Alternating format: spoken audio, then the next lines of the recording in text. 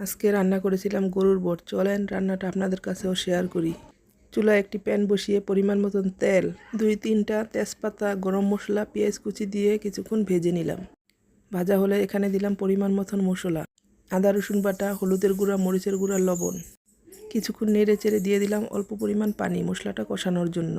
মশলাটা কষানো হয়ে গেলে দিলাম পরিষ্কার করা গরুর বট। আবারও নেড়ে চেড়ে অনেকক্ষণ কষিয়ে নিলাম। যখন মশলার কালারটা চেঞ্জ হয়ে যাবে তখন দিলাম ঝোলের জন্য পানি, 5-6টা কাঁচামরিচ।